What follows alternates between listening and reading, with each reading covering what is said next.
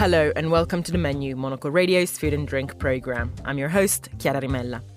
Coming up, we sit down with Fadi Kattan to learn about the importance of keeping Palestinian food culture alive. When your identity is threatened on a daily basis, you attach yourself to everything.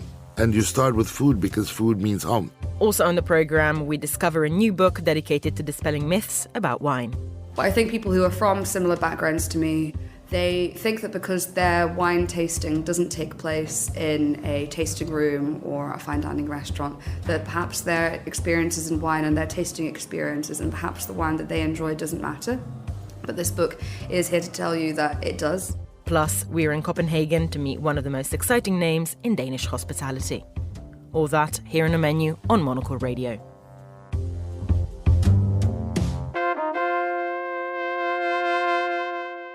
It's hard to talk about food in a context as tragic as war, particularly when it may be scarce or even absent on the ground.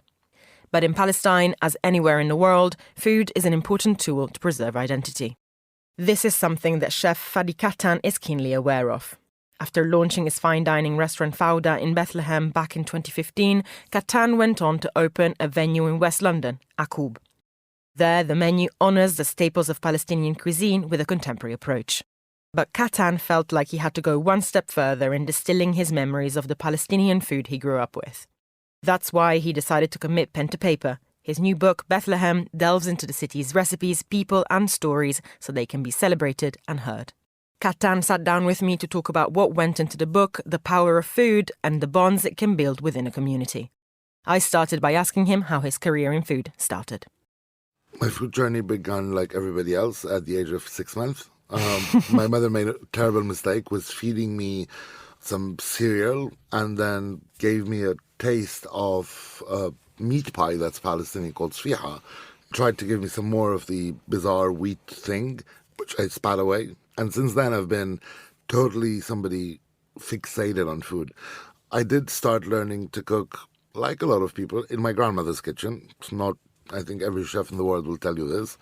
It's really the first taste buds that develop. And then you're watching, I mean, if you're like a 2-3-year-old kid, you're watching in awe this like production happening in a kitchen.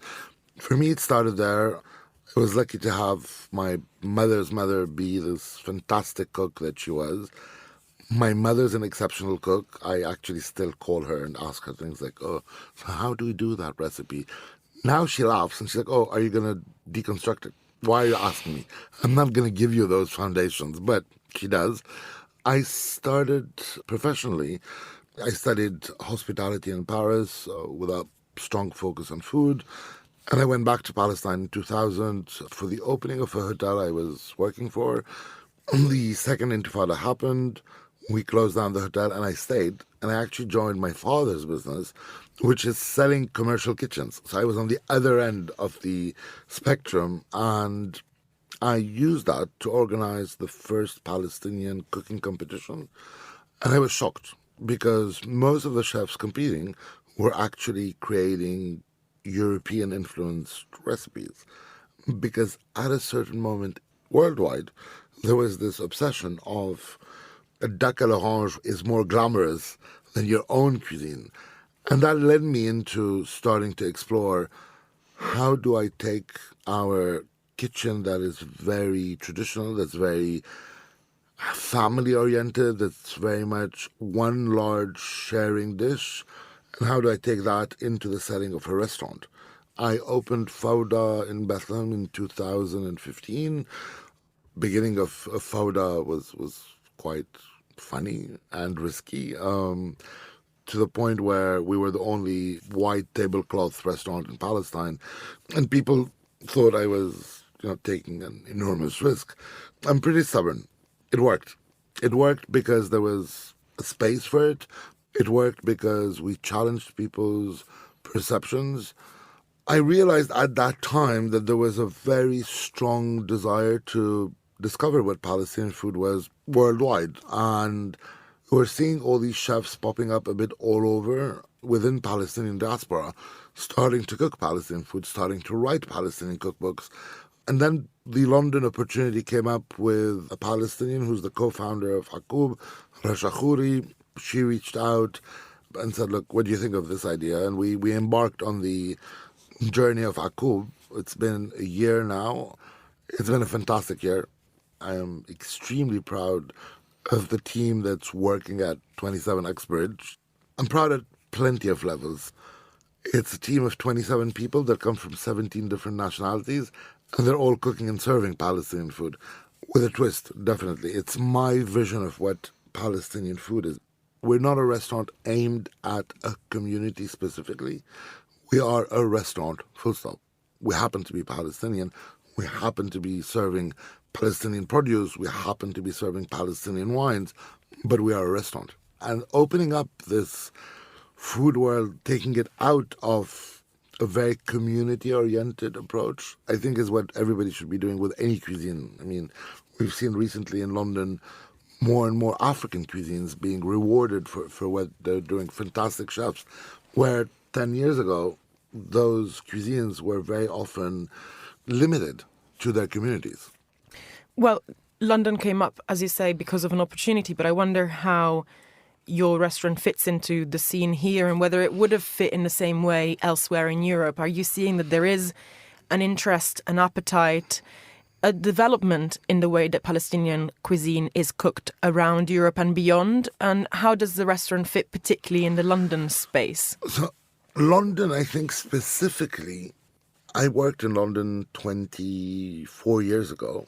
And 24 years ago, the food scene in London was pretty sad and was in need of what we're seeing today, all these fantastic chefs of very different cuisines in London. I think the London public is much more receptive to and more adventurous in terms of food. And that may have been the good starting point for Akub being in London.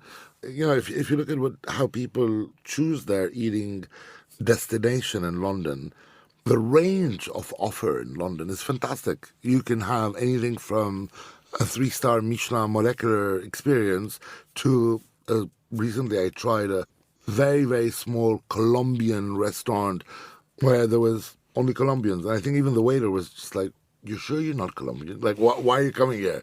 And that is, I think, a specificity of London. Elsewhere in Europe, there are interests. There are people that are curious. I can talk about France more because I am Franco-Palestinian.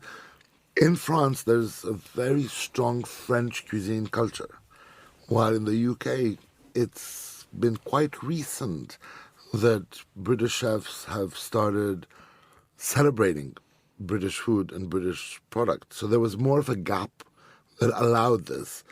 In places like France, people still go out to have French food mainly, and then they'll try. The spectrum of their adventureness is more limited, but I'm seeing it by getting requests from people wanting to either launch onto a restaurant adventure or even suggesting pop-ups and things like that. We are seeing a change from the north of Europe to North America. I mean, if you look at North America, there are enormous Palestinian diaspora communities that today are second or third generation, and that influences the society around them. Well, food is identity everywhere, without a doubt. But in the context of Palestine, how would you explain the link between food and identity for you and for the food that you prepare? So, yeah, for me, food is identity and food is political. In the context of Palestine, and it's the same, I think, for many other nations, many other groups of people, when your identity is threatened on a daily basis, you attach yourself to everything. And you start with food because food means home. Food is the closest to comfort of saying, but my identity is still there. We have to go back in history. 1948, Israel is created by an international decision on 52% of what was British Mandate Palestine. That leads to 580 villages demolished, 800,000 Palestinian refugees that are thrown out. 1967, there's another 400 to 600,000 refugees thrown out. So imagine that number of people being disconnected with their natural terroir, with their natural land, and they carry those recipes. Of course, it becomes more of a precious element of identity. In today's reality, I'll give you my example. I come from a family that is not refugees. We are from Bethlehem. We've been in Bethlehem for at least, I'd like joking and saying, because we've been a trading family, and I like to say that we've been in Bethlehem since 2,000 years. I come from a Christian family. I think my great-great-grandfather became Christian the day the three Magi showed up in Bethlehem, and he was like, that's a business opportunity, and sold them the gifts they carried to baby Jesus. We lost in 1948. My grandparents used to invest, and they had orange groves in Jaffa, and they had orange groves in Ramla. Those were confiscated by the state of Israel. Of course, the orange has a different symbolic for me. I do feel it is, I won't say a militant act, but I do think it is a very strong identitarian act to cook oranges, to work with oranges, and to say, look, those oranges symbolize for me that plant-programmed theft of my family's land. We used to export oranges. I grew up with the stories of oranges. I was never allowed to see those lands. Bethlehem is also the title of the book that you have written and that is about to come out. Mm-hmm. Why take to writing, and what led you to deciding to write the book, and what went into it from your side? Wow, that's a difficult question. To start with, our cuisine is a cuisine that's been orally transmitted. I think the real heroes of Palestinian cuisine are mainly women, are every woman that's been cooking Palestinian and transmitting it to the generations to come. But we didn't have many publications of the classic recipes.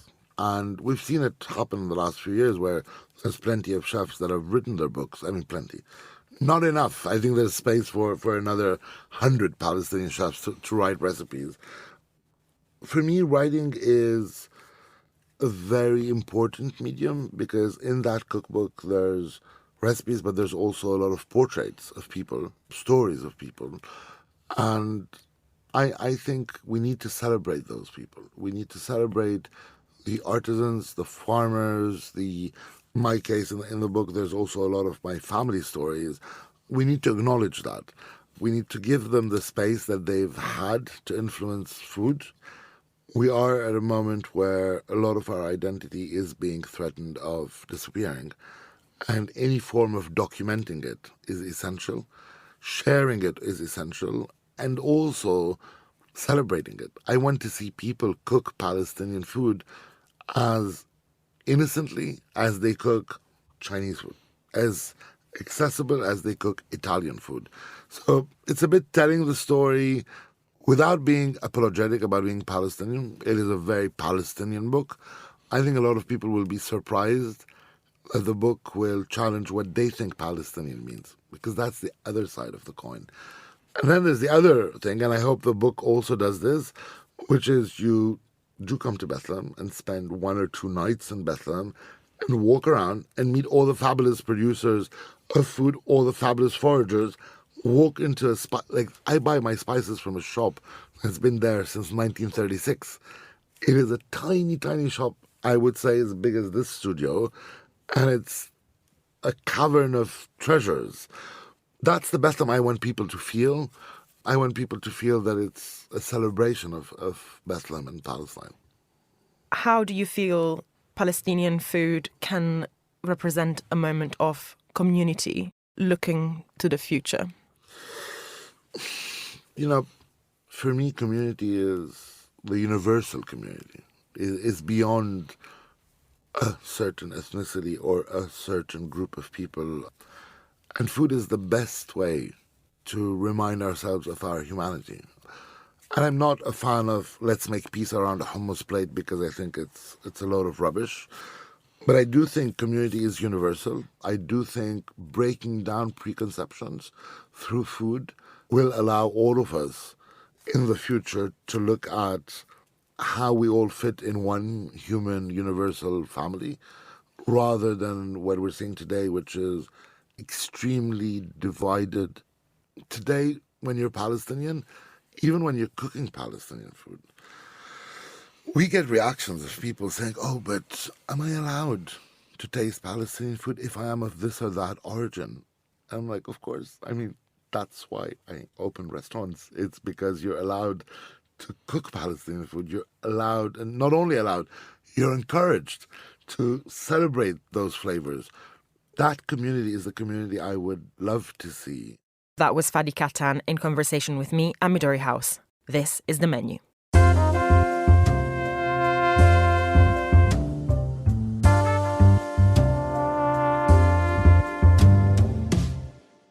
After working in the hospitality sector for much of her teenage years and early 20s, Scottish-born, London-based Hannah Crosbie became obsessed with learning more about wine, but she often felt that there were obstacles and barriers that made it unapproachable. That's why she decided to write Corker, a deeply unserious wine book. In it, she dispels many myths about the drink. Being on the receiving end of many requests for advice, she compiled the questions that routinely flood her inbox into a sleek volume. The result is a personal and witty take on choosing the perfect bottle, no matter your knowledge or budget. Monocle's Paige Reynolds met Hannah for a glass of crisp white wine and to learn more about the book's genesis. I love wine. I love everything about it. I love pouring it, swirling it, and holding it up to the light to watch it glow. I love thumbing through atlases and wine journals to acquire the right words for it, and then working these words into tasting notes. I love writing about it. I love scrubbing it out of white cotton shirts, off my purple teeth, off other people's sofas. I love how port is the colour of a recently acquired bruise, and how the smell of Beaujolais reminds me of a friend. I love green bottles that wrap around restaurant walls. I love how, when opened at the right time, wine can catalyse the most important conversations in our lives, and how it can leave us inspired from a lunch or propel us into a promising nighttime. I love damp cellars that remind me of my grandfather's workroom. I love catching a glimpse of a vintage at its peak, but I relish the melancholy that comes with tipping a dying bottle down the drain. I love learning about pruning methods. I love ordering for the table. I love watching a truly gifted sommelier at work. I love everything about wine, but let's get one thing straight before you read another sentence. This is not a serious wine book. Allow me to explain. That loving ode to all things wine was penned by Edinburgh-born, London-based wine writer and broadcaster Hannah Crosbie.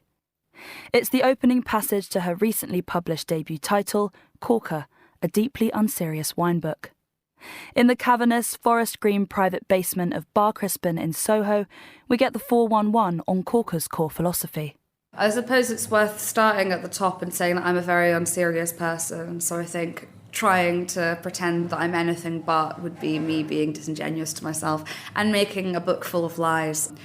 I think that when a lot of people first dip their toe into the world of wine, they get a little bit anxious because, yes, there is, after lockdown, when a lot more people got into wine, there is more of an inclusive and interactive approach, particularly with the natural wine movement, which is how a lot of young people got into wine. There is still this side of the industry that will take the piss out of you if you pronounce something wrong or won't really think that you have an opinion until you, have your W set level 400 or you are, you're 40 years into your wine tasting career. I think especially for me, coming from a lower socioeconomic background and not having parents who drink, because of that, I didn't grow up with booze, and the first way I interacted with it was the way most normal people do. I worked in restaurants, and that's how I first became interested in wine. But I think people who are from similar backgrounds to me, who don't have, that instant appreciation for wine or parents with an interest in it, they think that because their wine tasting doesn't take place in a tasting room or a fine dining restaurant, that perhaps their experiences in wine and their tasting experiences and perhaps the wine that they enjoy doesn't matter. But this book is here to tell you that it does. So yeah, that's why this book exists, to kind of bridge the gap between amazing wine into the domestic and kind of sort of prompt a side of the wine industry to take itself a little bit less seriously, and through doing that, hopefully inviting a few people in. A clear advocate for an inclusive approach to wine, Hannah's own interest in wine came from working in hospitality to support herself through her teens and early 20s. a nascent passion that eventually became a professional obsession. That interest in wine always lay dormant in a professional sense, and it kind of popped up in weird ways. Like, I would always be the person to bring a nice bottle of wine to pre-drinks, or I would be the person to order wine on a date, you know? I was kind of building up knowledge from a base level, but because I wasn't in that side of the industry where wine was taken really massively seriously and as part of the hospitality experience, I sort of let it lie dormant for a while. And then I got my qualifications under lockdown. And then also from just meeting more people in London hospitality, I was like, oh wait, it's not just like old dudes in red trousers and like claret jowls that work in wine. It's lots of women, it's lots of amazing dynamic young people who work in wine and have an interest in it. And I think that's where I became more empowered to sort of take on a communicator role, because I was like, okay, it's great that there are so many people already in wine that are women, that are young, but there's quite a lack of diversity in terms of socioeconomic status. I think that's probably one of the biggest challenges that we still have to face as an industry. Speaking of challenges, I wanted to get Hannah's take on why exactly the industry does remain so gatekept. I think humans by nature, they get a good feeling out of exclusivity. And I think for a while, wine has been sort of like this exclusive, almost members club where price is certainly like a barrier to entry. You need to have like a certain income to enjoy it. You also typically, before there were amazing things like buying in bond and paying for storage, you had to have a cellar. You also had to have an education in it, which if you don't work in wine is a massive privilege to have. Like undertaking a WSET course up to a diploma, which is the highest WSET you can get, and then you can choose to do Master of Wine. It's expensive, it's time consuming, and when, you know, the average person is working their arse off to be able to afford to live and they can't really do that, then learning about wine as a bonus, as like a nice thing to have, is an immense privilege. Also, wine by nature is a finite resource. There's only so much to go around, particularly of, you know, like the vintages and producers that are like the most heralded in the industry. And the more people, I suppose, are into wine, the less likely it is for the people that were into wine before are going to be able to secure those bottles. So I don't think that people are going out of their way to keep people out, and if they are, then they're evil. But there are definitely many, many barriers to entry for the average normal person to get into wine, and I think that's why there's a bit of a lack of diversity in the industry itself. Industry challenges aside, it was time to get into the nitty-gritty of Corker itself. Its almost 200 pages are sectioned not by the usual logic of food pairings, geography, or the variety of grape, but instead the book comprises around 60 domestic scenarios where you might need some guidance on the right wine to fit the mood. So, what's the thinking behind it? These are situations where you don't have like a big steak in front of you and you're not in a fine dining restaurant. You're in everyday situations, and everyday situations are when we drink, and also in the UK we don't necessarily have wine with food. We will drink it like on the sofa when we're watching Love Island. We'll drink it with someone that we're trying to have sex with has come round and we're trying to seduce them. Like, what kind of wine do you drink to do that? And it's just kind of like acknowledging these domestic situations where people actually do drink wine. I think it's also probably a good time to mention that some of these scenarios are rooted in faultless logic. So what wine do you drink after you've just given birth? And I spoke to, you know, new mothers that I know. I was like, what kind of wine are you looking to drink? What are you looking for in a wine? A lot of it is based in research and logic, and then some of it's just a bit silly. So there are many wines that you can drink when you've just been through a breakup, but I use an example and I kind of give some reasons. And I acknowledge this in the book. I'm like, you can drink whatever you want, like, but use this as a guide, use this as a way to familiarise yourself with new wines and understand why you might choose to drink them in the situations I put forward. But it's by no means a prescriptive guide. From meeting the parents to you've just ordered a massive takeaway to the rather curious wine to drink when you don't feel like drinking wine at all, Hannah has matched life's big moments and its small with the perfect plonk, in a way that seems to better align with how we live. Yeah, I like to say this book was born out of a necessity. So I would get DMs from people asking for wine recommendations, but it wouldn't be like, I'm having salmon tonight, Hannah, what should I have? Because I think that this, you know, new generation, they value hospitality. If they want to pair something exactly with a dish, they'll go out and they'll pay for someone who's far more qualified than them to do that. I think that they're more likely to seek out hospitality experiences out and about rather than kind of do them at home. So instead of saying, oh, I'm having salmon tonight, what should I have, and pairing wine with food, it was, I'm going to a barbecue, what do I bring? I'm meeting my girlfriend's parents for the first time, what do I bring to show them that, you know, I'm a worthy match? And I find that it was so much more situational. And then I sort of started to build out this idea, like, okay, like what situations necessitate wine that aren't anything but going out to a restaurant? As well as spot-on bottle recommendations for everything life throws at us, I was curious to ask Hannah more about the younger generation's culinary nihilism, something she references in Corker that, as a young millennial myself, rather struck a chord. Yeah, so I think I'm kind of flitting between calling it culinary nihilism and gastronomic absurdism. I'm still yet to land on a term for it. As pretentious as it sounds, I think that there is some truth behind it. Young people have kind of I've resigned myself to the fact that I'm probably never going to own a house. I'm going to be a renter my whole life. My parents were renters growing up. It was only last year they were able to buy a house, and that was only because of COVID, and they were able to save money. Otherwise, they probably would still be renters and would be for the rest of their lives, you know. But yeah, because we have a bit of spare money, like we're young professionals living in cities, we are kind of choosing to spend our money on things that do make us happy in the moment. And for a lot of people, that is food. And it's amazing with things like the success of off-menu, you know. I think that's also a really brilliant indicator of how widely and passionately food is talked about. Food and wine is talked about now, and how much people are willing to spend on it. So I find it really interesting to kind of draw that parallel between the younger generations realising they're never going to own a house, but the fact that they're spending money that they could be saving, you know, it's like that bullshit. It was like they're spending their money on avocados and flat whites. I was like, yeah, because we want to be happy right now. We want to live our lives. And I think people are feeling a bit disillusioned with the government, with the housing market, and people just want to spend money on what makes them happy in the here and now. And for a lot of people, that is food and wine. For Monocle in London, from a self-professed culinary nihilist, I'm Paige Reynolds. Paige Reynolds with that report. This is The Menu. Now it's time for the week's top food and drink headlines. Here is Monocle's George Ruskin.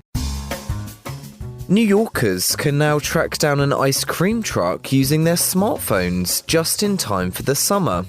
A new app named Mr. Softy has been developed by the company of the same name, which have been operating vans in the city since the 1950s. It shows nearby vendors on a map, which could signal the end of the iconic jingle on New York streets. The American wine critic James Suckling has unveiled a new wine pairing specifically for Korean cuisine. Unveiled at the Jeju Food and Wine Festival, the list showcases 6 wines paired with local dishes, including kimchi, chaju and octopus. The list comes amid a growing interest in wine among young Koreans in particular, and an increasing winery presence in the country. And finally, Europe's best pizzeria has been announced, and it's official. It's in the UK. Napoli on the Road in Chiswick, West London, was crowned at the 50 Top Pizza Europe 2024 awards held in Madrid. Italians can, however, rest easy in the knowledge that Michele Pasquarella, the chef behind the pizzeria, originally hails from Italy.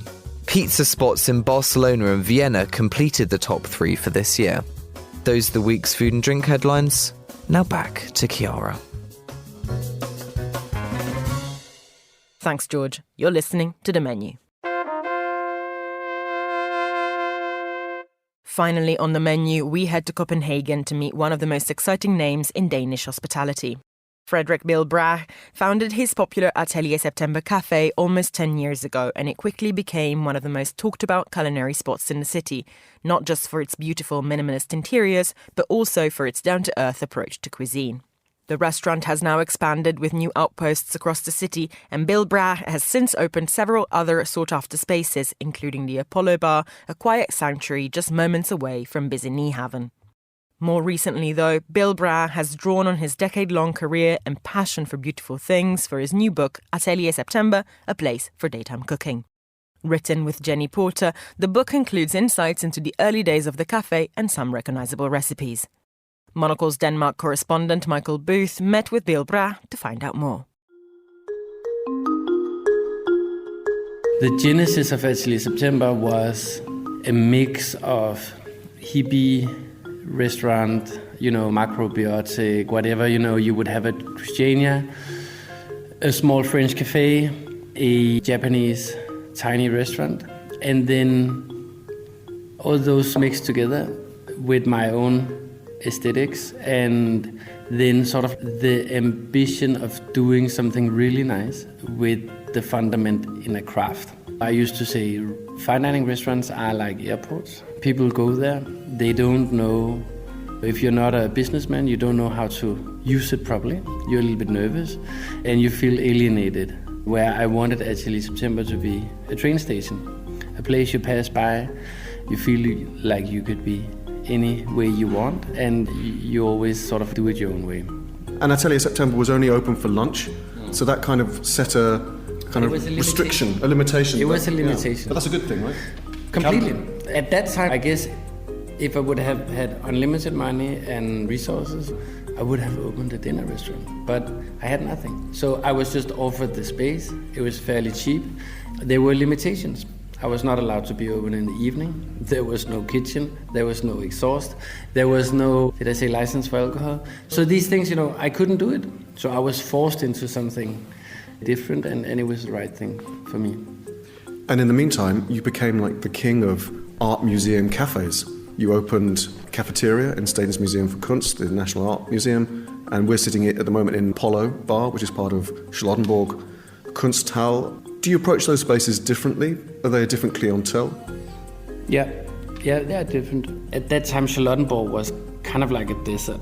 There had been a change from a artist-driven museum or like a Kunsthal to a professional-driven Kunsthal, and that transition was complicated. But I knew the place, and I loved it. It is the house of the Academy of Fine Arts, which basically is the most expensive real estate with the least commercial purpose. So you had like all the cool people. So in the back we have a canteen, and there we serve vegetarian meal for the students 4 times a week for €5, and we have 70 students eating every day. And then in the front we have a cafe, a bar, a restaurant that is 25 seats inside and between 40 and 60 seats outside.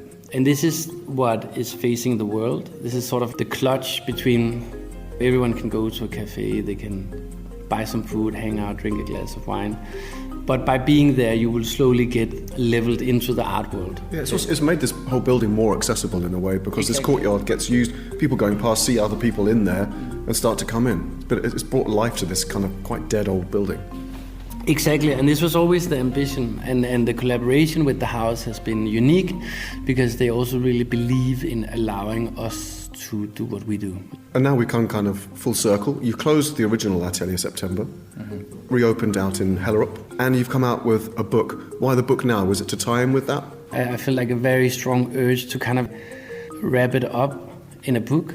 But it's one thing I sometimes think about what you do is, a bit unfairly, the food kind of gets a bit lost in the aesthetic. Probably, yes, a little bit. But I really wanted to be a really good chef. And I really loved it. And I really love to cook. And I still love to cook. And I love what food does with people. I wanted to do a cookbook that reflected my style of cooking. Because I think there's this topic in my style of cooking was like kind of cutting into the essence of things. And the front page is butter. And with the butter, there goes a story, And when we opened cafeteria, we started a little bakery there. We were all the time sort of, as this is also here at Apollo, a very small kitchen. We were bread with something is really good. And then it sort of became a thing because whipped butter existed a long time before I started doing it. This is a picture of whipped butter. And basically it's tempered butter whipped with buttermilk and salt. So you bring the acidity back into the butter.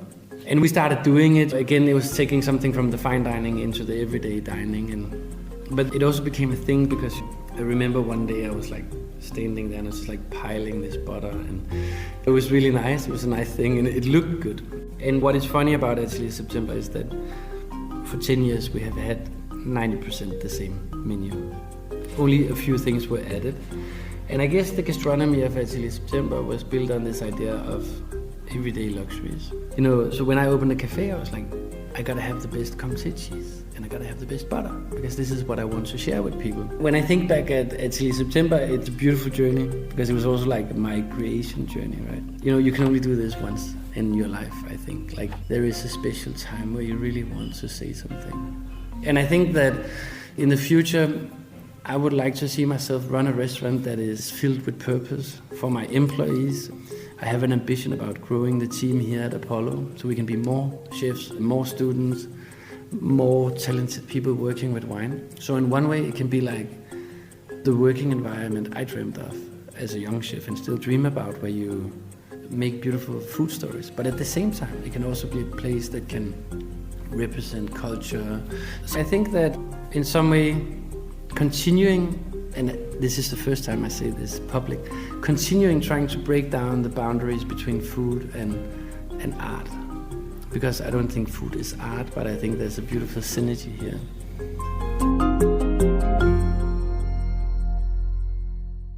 Michael Booth in conversation with Frederik Bille Brahe. And that's all for this edition of The Menu. Remember that we are back with a new episode again on Friday at 2000 London time. That's at midday in San Francisco.